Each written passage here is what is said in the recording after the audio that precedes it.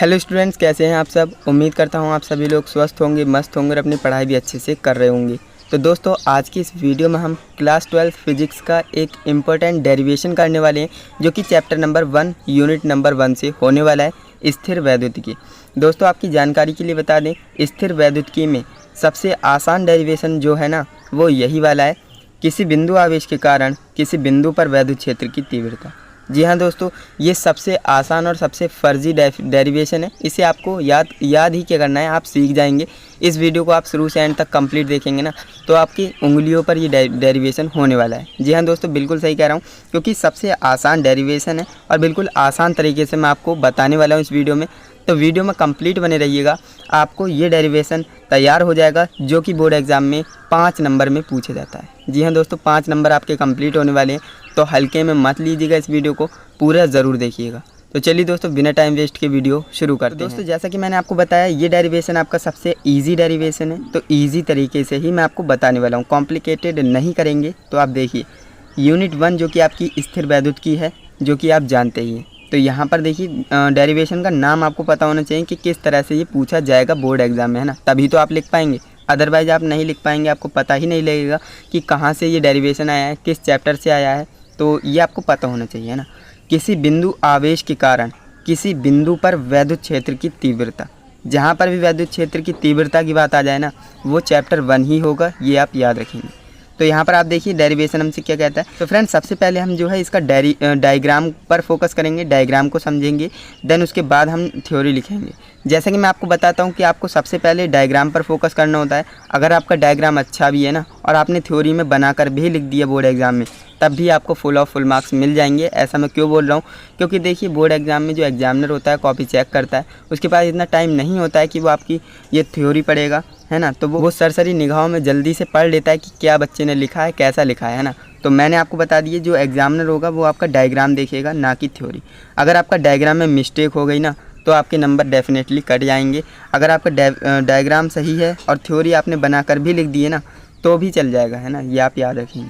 तो फ्रेंड्स, सबसे पहले हम समझेंगे कि हमारे पास एक आवेश है, जो कि +Q आवेश है। यहाँ पर आप देख सकते हैं +Q आवेश है, जो कि बिंदु A पर रखा है। इस तरह से आपको याद रहना चाहिए कि कहाँ पर किस आवेश को रखना है। तो हमारे पास +Q आवेश है, जो कि बिंदु A पर रखा है, और इससे R दूरी पर एक बिंदु B है। याद रखिएगा, A बिंदु पर हमारा +Q आवेश रखा है, और इस A से R दूरी पर एक बिंदु B है, जिस पर +Q0 आवेश रखा है। इस बिंदु पर ही हमें वैद्युत क्षेत्र की तीव्रता ज्ञात करनी है। इतना ही आपको लिखना है, कुछ नहीं। देखिए, मैंने आपको बताया था ये डेरिवेशन काफ़ी आसान है, और मैं आसान तरीके से ही आपको बताऊंगा कैसे बनाना है। देखिए, सबसे पहले आपको जो है A पॉइंट बनाना है, बिंदु A बनाना है, जिस पर आपको +Q आवेश को प्रदर्शित कर देना है। एंड इसके बाद R दूरी पर जाएंगे। ज़रूरी नहीं R दूरी इतनी होगी, आपकी जो कॉपी में इतनी भी हो सकती है, इतनी भी हो सकती है, तो वो मैटर नहीं करता, है ना। तो R दूरी पर बिंदु B है, जिस पर +Q0 आवेश है। यहाँ पर 0 लगाया, इसलिए नॉट हो जाएगा। ओके, दोनों में अंतर है, ये आप याद रखेंगे। ये धन परीक्षण आवेश होता है और ये आवेश होता है पॉजिटिव, है ना। यहाँ पर आप देखिए, मैंने आपको बोला एक बिंदु A है, जिस पर +Q आवेश रखा है, और इससे R दूरी पर बिंदु B है, जिस पर +Q0 आवेश रखा है, और इसी पॉइंट पर हमें जो है वैद्युत क्षेत्र की तीव्रता ज्ञात करनी है। F का मतलब होता है वैद्युत बल। अब आप कहेंगे, ये बल इधर इसी डायरेक्शन में क्यों लग रहा है ना, ये आपके दिमाग में डाउट आ सकता है, तो इसको मैं क्लियर कर देता हूँ। देखिए, ये भी पॉजिटिव है, ये भी पॉजिटिव है ना, नॉट से मतलब नहीं है, पॉजिटिव ये भी है, पॉजिटिव ये भी है। तो आप जानते हैं, जब दोनों आवेश समान प्रकृति के होते हैं, तो वो एक दूसरे को प्रतिकर्षित करते हैं ना, रिपल करते हैं। अगर दोनों आवेश विजातीय प्रकृति के होते हैं, यानी कि एक प्लस एक माइनस होता है, एक पॉजिटिव एक नेगेटिव होता है, तो वो एक दूसरे को अट्रैक्ट करते हैं, है ना। तो फ्रेंड्स, यहाँ पर आप ध्यान से देखेंगे तो ये भी धनावेश है और ये भी धनावेश है, यानी दोनों समान प्रकृति के हैं, सजातीय प्रकृति के हैं, तो एक दूसरे को रिपल करेंगे। तो इसलिए जो इसका बल होगा ना, वैद्युत बल, वो बाहर की तरफ लगेगा, ना कि अंदर की तरफ। अंदर की तरफ तब लगता है जब यहाँ पर माइनस होता है, यहाँ पर प्लस होता है, ये यहाँ पर प्लस होता है, यहाँ पर माइनस होता है, तो यहाँ पर जो है अंदर की ओर लगता है। लेकिन ये भी पॉजिटिव है, ये भी पॉजिटिव है, इसलिए जो है समान प्रकृति के हैं, इसलिए जो है बाहर की ओर, यानी रिपल कर रहा है ना, तो इसलिए बाहर की ओर वैद्युत बल लगेगा। ये F न्यूटन वाला बल नहीं है, ये वैद्युत बल है। ओके, क्योंकि हम स्थिर वैद्युतिकी पढ़ रहे हैं, तो आप याद रखिएगा, इतना आपको समझ में आ गया होगा। मैंने आपको डायग्राम भी समझा दिया, आपका डाउट भी क्लियर कर दिया। अब यहाँ पर थ्योरी लिखना कोई बड़ी बात नहीं है। जी हाँ दोस्तों, कोई बड़ी बात नहीं है, आप समझ गए। जो आपने यहाँ पर लिखा है ना, जैसा बनाया है एज इट इज़ छाप देना है। फ्रेंड्स यहाँ पर हमें माना फलाना लिखना होता है। तो देखिए माना एक आवेश Q बिंदु A पर रखा है, जो कि मैंने आपको बताया था। इससे R दूरी पर एक बिंदु B है जहाँ पर +Q0 आवेश रखा है। इस बिंदु पर ही वैद्युत क्षेत्र की तीव्रता यानी E ज्ञात करनी है। माना माध्यम का प्रवैद्युतांक क्या है, ये आप लिख सकते हो हर डेरिवेशन में ना, जो कि आपका इस वाली चैप्टर में है, उसमें आप लिख सकते हो माना माध्यम का प्रवैद्युतांक क्या है। ओके, इतना आपको समझ में आ गया होगा बिल्कुल अच्छे से, है ना। तो चलिए अब हम आगे बढ़ते हैं। आगे बढ़ेंगे तो यहाँ से हमारा डेरिवेशन स्टार्ट हो जाता है। देखिए सबसे पहले हमें डायग्राम पर फोकस करना है, देन उसके बाद कैलकुलेशन पे फोकस करना है। थ्योरी पे हमें उतना ध्यान नहीं देना है। मैंने आपको बताया है कई बार डेरिवेशंस में, ये अगर ट्रिक आप फॉलो करेंगे ना तो आपके डेरिवेशन के एक भी मार्क्स नहीं कट हो सकता, ये मैं 100% कह सकता हूँ। तो यहाँ पर आप देखिए कूलाम के नियम से, अब हमने इतनी चीज़ तो लिख दी, बना दी। अब हम कूलाम का नियम लगाएंगे। कूलाम के नियम से, अब आपने ऐसा तो है नहीं कि कूलाम का नियम ना पढ़ा हो, हालांकि डेरिवेशन आसान है। तो इसमें जो है डेरिवेशन में हमारा कूलाम्स लॉ लगने वाला है, कूलाम का नियम लगने वाला है, ये आप याद रखेंगे। तो कूलाम का नियम क्या होता है? कूलाम का नियम होता है F बराबर 1/4πε0 K into Q1 Q2 upon R², यही तो होता है ना। अब आप कहेंगे Q0 कहाँ से आ गया, उसमें तो Q1 Q2 होता है। तो आप बिल्कुल सही सोच रहे हैं। यहाँ पर देखिए हमने डायरेक्ट किया है थोड़ा सा। F बराबर 1/4πε0 K into Q1 Q2 upon R², ये हमारा कूलाम का नियम होता है, बिल्कुल होता है। लेकिन यहाँ पर Q0 इसलिए आया है क्योंकि देखिए दो आवेश है हमारे पास Q1 Q2, हम इसे Q1 मान लेते हैं, इसे हम Q2 मान लेते हैं। बिल्कुल मान सकते हैं, आप कहेंगे बिल्कुल मान सकते हैं। अब यहाँ पर देखिए F बराबर 1/4πε0 K into Q0 upon R², यानी Q1 हमने इसे माना था, Q2 इसे माना था, तो इसलिए हमने लिख दिया Q0 अपॉन R²। ये आपको समझ में आ गया होगा, कूलाम का नियम हमने लगा दिया। फ्रेंड्स अब आपको वैद्युत क्षेत्र की तीव्रता का फार्मूला भी याद होना चाहिए। जी हाँ दोस्तों, इसमें दो ही फॉर्मूलेज लगेंगे एंड आपका डेरिवेशन क्लियर हो जाएगा, यानी फिनिश हो जाएगा।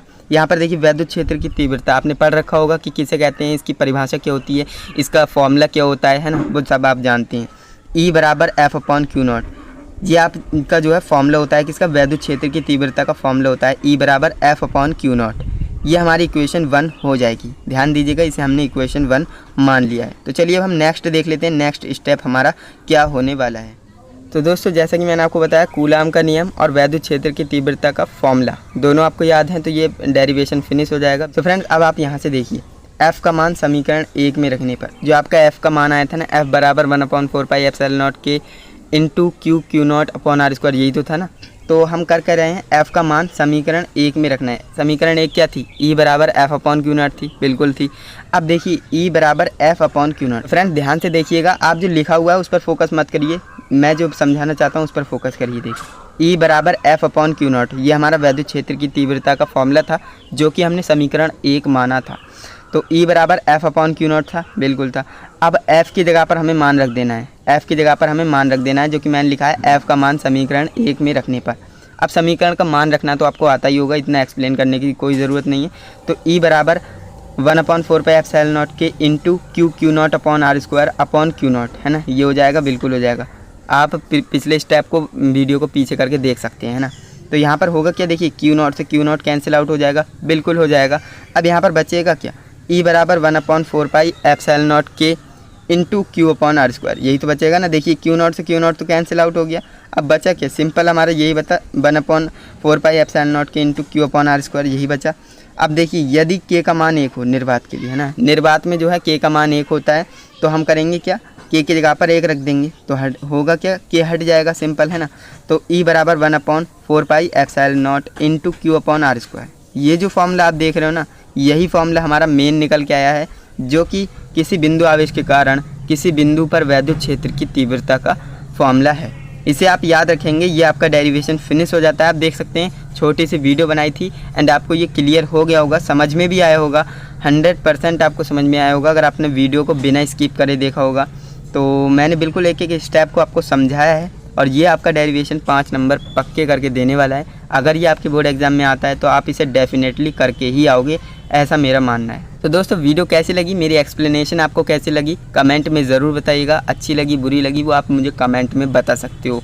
तो दोस्तों अगर आपको वीडियो अच्छी लगती है ना तो चैनल को भी सब्सक्राइब कर लेना, जिससे कि आने वाली वीडियोज़ की नोटिफिकेशन आपको टाइम टू टाइम मिलती रहे, जिससे कि आप हर एक लेक्चर को अटेंड कर पाएँ, ताकि आप बोर्ड एग्ज़ाम में फोड़ पाएँ। तो चलिए दोस्तों आज के लिए बस इतना ही, मिलते हैं नेक्स्ट इंटरेस्टिंग इन्फॉर्मेटिव वीडियो के साथ। तब तक के लिए जय हिंद, वंदे मातरम।